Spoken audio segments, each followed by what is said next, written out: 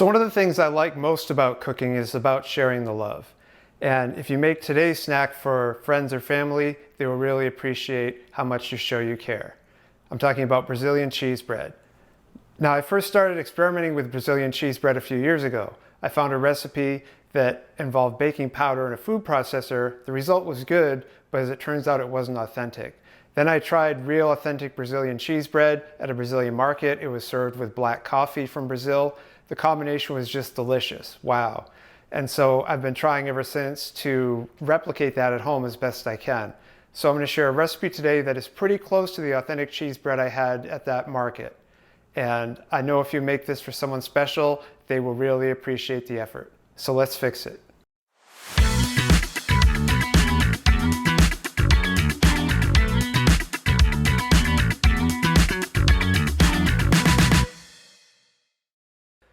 So our ingredients, we have two types of polvillo. We have sour and sweet. We have 2 eggs. We have Parmigiano Reggiano cheese, which will need to be shredded. We have shredded mozzarella, avocado oil, milk, salt, and we have pilau, extra strong coffee that will be served with the cheese bread when it's ready.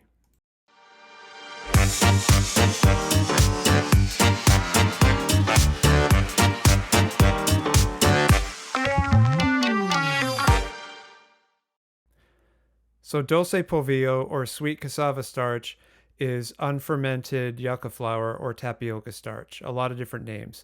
But basically what you need to know is this stuff primarily is good for texture. Okay, it's not fermented and it's a little bit sweet. So the primary purpose is to improve texture. And to contrast that, sour cassava starch is actually fermented. And the purpose of that is to provide crunch, to provide loft, make it airy. And so what I do is I use a combination of these flours in my recipe. And by the way, you can find similar products to these either at Brazilian markets, Portuguese markets, or even a lot of Asian markets have versions of cassava starch. I'm going to start off by adding the dry ingredients, and I'm going to use the sweet cassava starch first, this one here. And that's 480 grams or 3 cups. Now you want to be very careful when handling the cassava starch. It likes to make a lot of dust and it can make you cough, so be very gentle so it doesn't get up in the air too much. I find it's much easier to measure by weight instead of by volume these days. All right, that's 480 grams on the nose. Now let's do the sour. Okay, so the sour we need to do 160 grams or 1 cup. Just add it very gradually to get 160 grams. So you need 2 teaspoons of salt. That's about 14 grams. I'm just going to eyeball it. I've been doing this for a long time. Very confident going in, but I'm going to be humbled as it took me 5 tries to get 2 teaspoons. Okay, so next thing I'm going to do is I'm going to shred the Parmesan cheese. My mozzarella is already shredded and ready to go, but we do need 1.5 cups of Parmesan cheese. So let me get that ready. So my plate weighs 500 grams and 1.5 cups of Parmesan cheese weighs 170 grams. So my total weight is going to be 670 grams. So I know what you're waiting for. Yeah, let's speed up that shredding action. Give the people what they want, I say.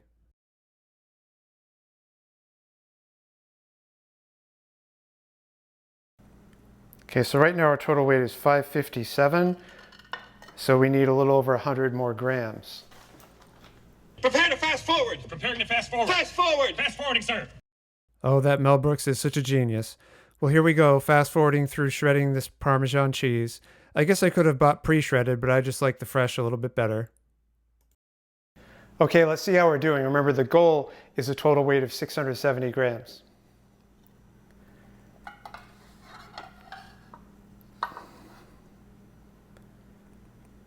So we're at 648, that's really close. I'm just going to do a little bit more over the top to get to 670. Okay, one final push and we're there. All right, 670 on the nose. So now that the dry ingredients are prepared, it's time to heat up the liquids. So my liquid ingredients are 1 1/4 cup milk, 1/2 cup water, and 1/3 cup avocado oil. And you can use any neutral oil that you want to. Today I'm using avocado. I've never tried it before. I'm curious to see how it turns out. Okay, so into the pot we go. So when I come over here to the stove and heat up my wet ingredients, I also turn on the oven to preheat, and you want it preheated at 400 degrees.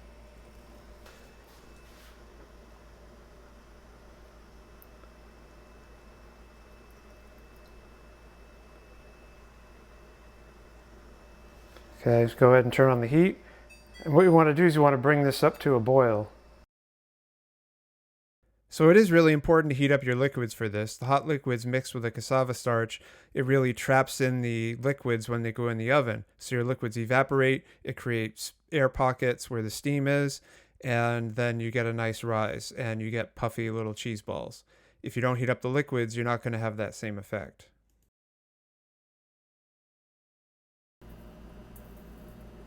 Okay, so that's what we're going for. And turn the heat off before it boils over.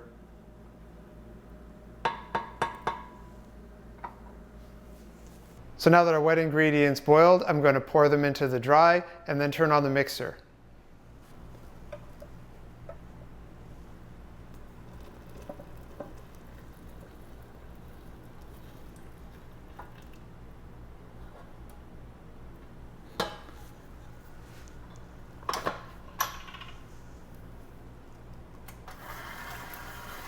Starting off very slow at first so it doesn't make a dusty mess, and then when things combine better, I'll speed it up.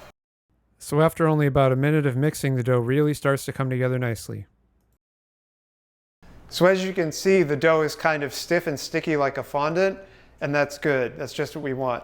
So now I'm going to let it cool down a little bit before I add the eggs. If the dough is too hot when I add the eggs, what happens is the eggs will cook, and then you won't get as big air pockets when you put them in the oven, and you don't want that.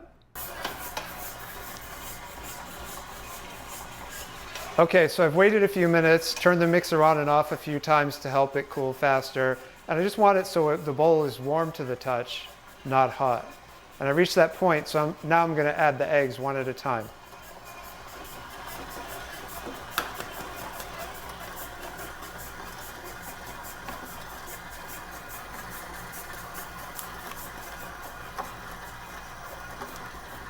So this first egg, it really takes a while to mix in, but after that everything mixes in pretty quickly and easily. So you can see the dough starting to come apart as the egg mixes in a little bit. I'm just going to use a spatula to help it break up.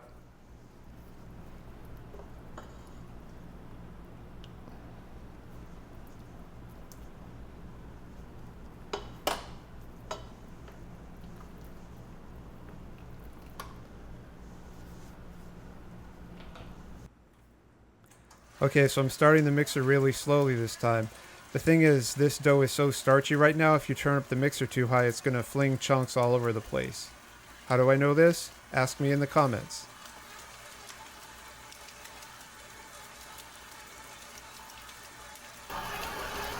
So that first egg is pretty well mixed in. I'm going to go ahead and put the second.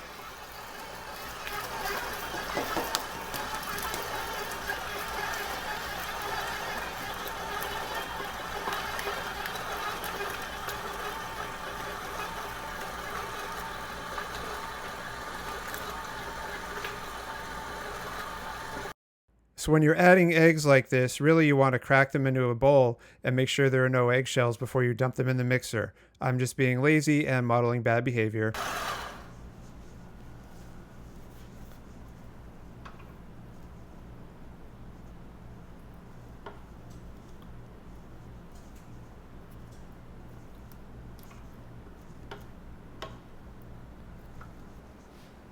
Okay, that's looking great. Now let's add in the cheese. I'll start with the mozzarella. Have 1 cup of that, which is about 113 grams.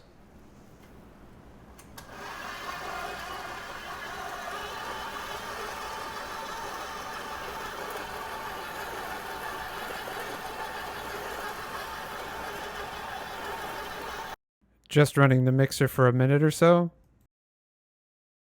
Okay, I'm going to scrape down the bowl and then add the Parmesan.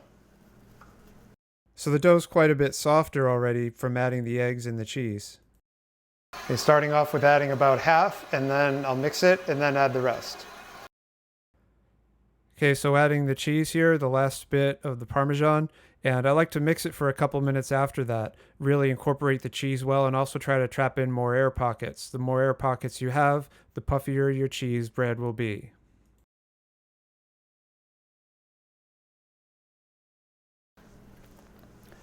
Okay, that's looking really good. Now it's time to roll them up into balls and then we'll bake. So now it's time to shape the dough into balls. And you want all the balls to be the same size because let's face it, if your balls aren't all the same size, it's kind of embarrassing. So I'm gonna do that by weight. Okay, so I'm gonna put my dough on a plate so you can see it better.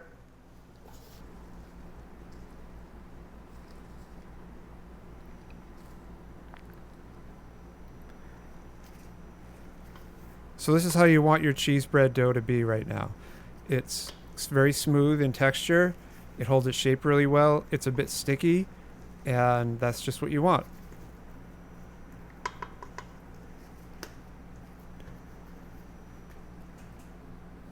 In front of me, I have a bowl of cold water, and that's going to be to rinse off my hands and to keep things wet so it doesn't stick too much.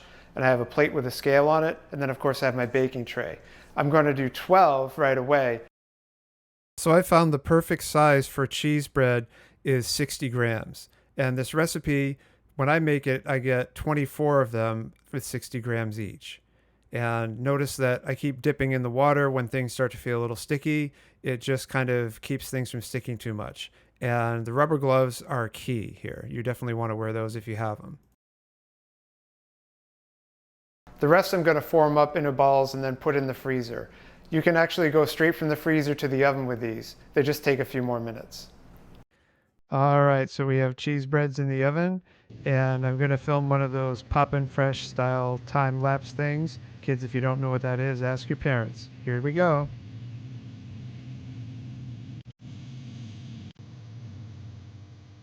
Okay, the cheese breads are done. Time to come out of the oven.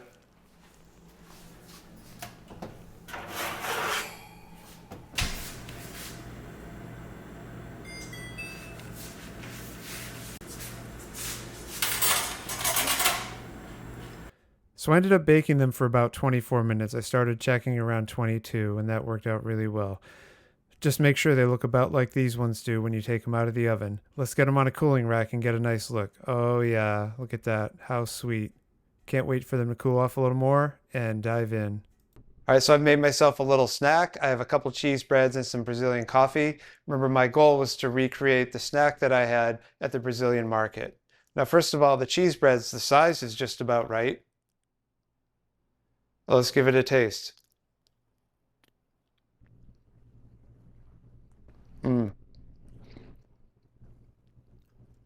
Yeah, that's really good.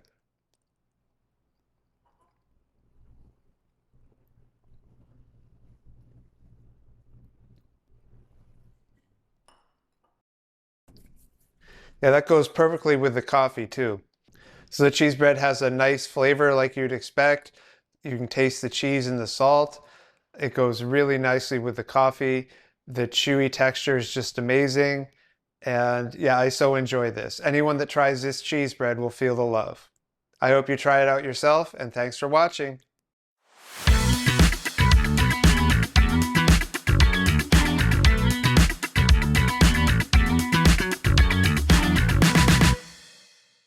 And use a scale to weigh my balls and then shape them all up as I go.